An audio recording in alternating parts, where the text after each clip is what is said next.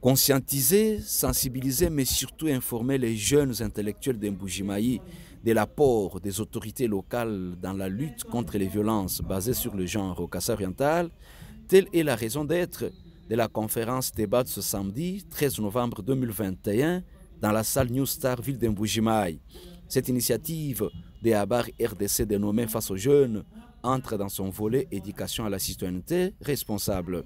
Le coordonnateur provincial Jean-Hubert Bondolo-Abeya a présenté les missions, objets et méthodologies de ces médias en ligne animés par les blogueurs et qui est porté par la radio Néderlande.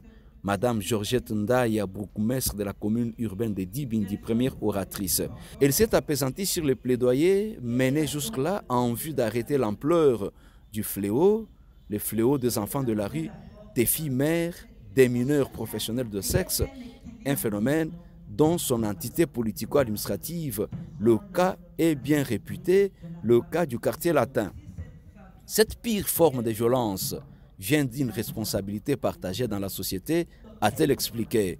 Une fois dans la rue, les enfants violent, volent, pillent et peuvent même tuer. Ils sont victimes, mais aussi peuvent rendre victime la communauté dans laquelle ils évoluent.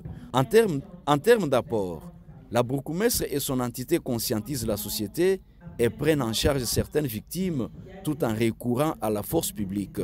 Elle associe aussi la division du genre, ceci afin de stopper tant soit peu l'ampleur de ces violences. Avant de parler de la lutte proprement dite, au regard de la loi, Maître Edi Agnès Kabouya, avocate au barreau d'Mbujimai, a retracé les différentes formes de violences légalement reconnues et réprimées en République démocratique du Congo. Elle a recommandé d'encourager les victimes de violences à porter plainte, d'impliquer totalement la justice, mais aussi la communauté dans la lutte.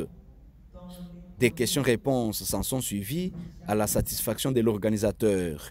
Maître Michel Moutombon-Tamboué, l'un des participants, en sort satisfait et livre ses impressions à notre micro. Vetter. Pour parler de recommandations, il faut parler de causes. Les causes sont multiples. Il y a notamment des causes économiques, des causes sécuritaires, des causes politiques. Donc il faudra pour les autorités sécuriser la ville, sécuriser la nation. Il y a des causes économiques, il y a de filles qui se prostituent par manque de moyens.